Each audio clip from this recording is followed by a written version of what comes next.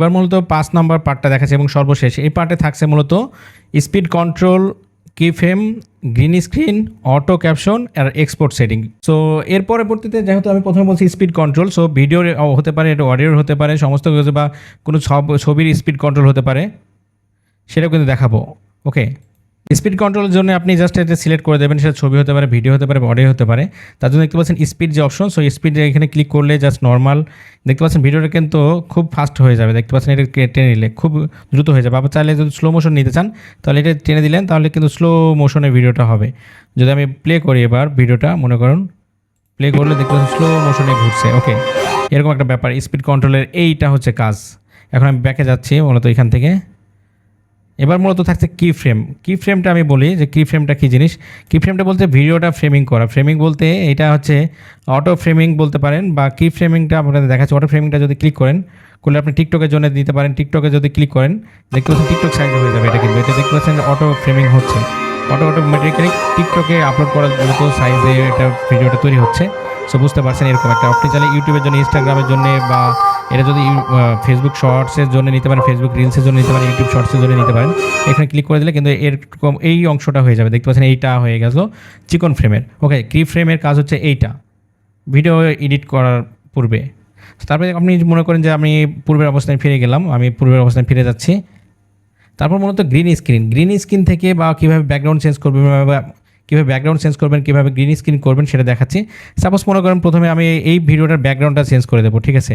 তার জন্য কী করতে হবে, কাট আউট, এই যে ভিডিওটা সিলেক্ট করবেন, প্রথমে ভিডিওটা সিলেক্ট করবেন, তারপরে এখানে চলে যাবেন এই পাশে। যাওয়ার পরে দেখতে পাচ্ছেন কাট আউট যে অপশন, সো কাট আউটে ক্লিক করে দেবেন। ওকে, তারপরে দেখতে পাচ্ছেন রিমুভ ব্যাকগ্রাউন্ড, এখানে জাস্ট ক্লিক করে দিলাম। দেওয়ার পরবর্তীতে এখানে জাস্ট আমি ক্লিক করে দিলাম। এই দেখতে পাচ্ছেন ক্লিক করে দিয়েছি, দেখতে পাচ্ছেন ব্যাকগ্রাউন্ডটা নেই, রিমুভ হয়ে গেছে, এখন শুধু মানুষটাই আছে। আমি যদি এখন প্লে করি, এই দেখতে পাচ্ছেন রিমুভ ব্যাকগ্রাউন্ড রিমুভিং হচ্ছে, চলছে, এখনও কমপ্লিট হয়নি। 100% হয়ে গেলে কমপ্লিট হয়ে যাবে। এই যে এখানে এবার আমি যদি দেখতে পাচ্ছেন ব্যাকগ্রাউন্ডটা কিন্তু নেই, পেছনে কিন্তু কোনো ব্যাকগ্রাউন্ড নেই। ওকে, আপনি চাইলে এভাবে রিমুভ করতে পারবেন। এবার মূলত গ্রিন স্ক্রিন যদি নিতে চান, আমি আগের অবস্থানে ফিরে যাচ্ছি। এবার মূলত কোনো গ্রিন স্ক্রিন নেবেন, নিতে হলে কী করতে হবে, তার জন্য আপনাদের তো বলা হয়নি যে ওভারলে ব্যাপারটা, ওভারলেটা আপনি শিখতে হবে। মানে এই ছবির উপরে বা এই ভিডিওর উপরে অন্য কিছু নিতে হলে তাহলে কী করতে হবে, এই ফাঁকাতে ক্লিক করতে হবে, ফাঁকা অবস্থানে ক্লিক করতে হবে। করলে ওভারলে যে অপশন আছে এখানে ক্লিক করলে অ্যাড ওভারলে, এখান থেকে আপনি চাইলে ছবি নিতে, ফটো নিতে পারবেন, ভিডিও নিতে পারবেন, বা যে কোনো কিছু নিতে পারবেন। আমি জাস্ট একটা গ্রিন স্ক্রিন নিয়ে দেখাচ্ছি। আমি স্টক ফটোতে নিচ্ছি, স্টক ফটো। এখানে স্টক ফটো বলতে এখানে কিন্তু হাজার হাজার গ্রিন স্ক্রিন পেয়ে যাবেন। আমি যত নেই, এখানে যদি নেই ব্যাকগ্রাউন্ড, নেই ইন্ট্রো আউট্রো এরকম নিলাম। এখানে কিন্তু এগুলো কিন্তু সমস্ত ফ্রি। আপনি সার্চ দিয়ে যে কোনো কিছু নিতে পারেন, যে কোনো কমার্শিয়াল পারপাস ইউজ। যেমন আমি যদি নেই এখানে পিপল নিলাম, পিপল ওয়াকিং, পিপল হাঁটছে, মানে এরকম কিছু ফুটেজ আপনি চাইলে কিন্তু নিতে পারবেন। এরকম অনেকগুলো যেগুলো ভিডিওতে ইউজ করে সবাই দেখেন, সেইগুলো কিন্তু এইখান থেকে ইউজ করে। ওকে, চাইলে কিন্তু আপনি এরকম নিতে পারবেন, পিপল হাঁটছে, এটা ভিডিও, এগুলো কিন্তু আপনি চাইলে ভিডিও সাইজগুলো এগুলো ল্যান্ডস্কেপ বা পোর্ট্রেট যে কোনোভাবে নিতে পারবেন। সাপোজ আমি নিলাম এখানে মানুষটা হাঁটছে, মনে করেন এটা হাঁটছে, এটাই নিলাম, বা মানুষজন হাঁটছে, যে কোনো একটা নিলাম, এটা নিচ্ছি আমি।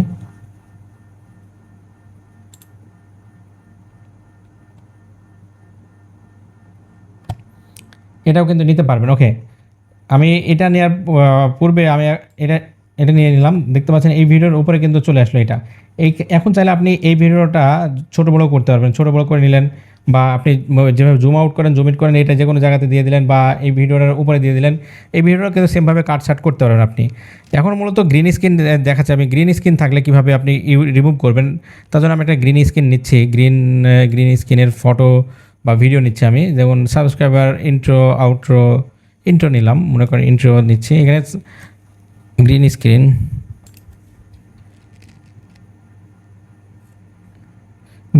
নিলাম, মনে করেন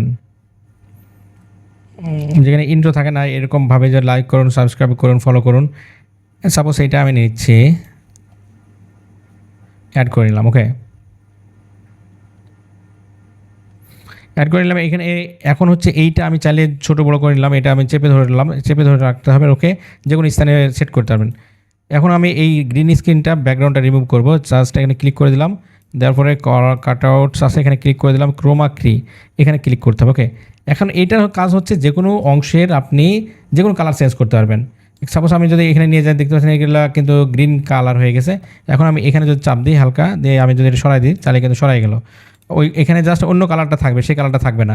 আপনি আবার যদি মনে করেন লাল কালারটা বাদ দিয়ে আমি সব কালার রাখবো, তাও কিন্তু পারবেন। এখানে ক্লিক করে দিলেন, তারপর এটা লাল কালারের উপর নিয়ে গেলেন, দেখতে পাচ্ছেন লাল কালার, দেখতেছেন লাল কালারটা রিমুভ হয়ে গেছে, বাকি সব কালারটা আছে। এরকম যে কোনো নির্দিষ্ট কালার কিন্তু আপনি চাইলে এভাবে রিমুভ করে নিতে পারবেন এখান থেকে। এটা হলে গ্রিন স্ক্রিনের কাজ। আমি যেহেতু ওইটা নিচ্ছে, রিমুভ করে নিলাম।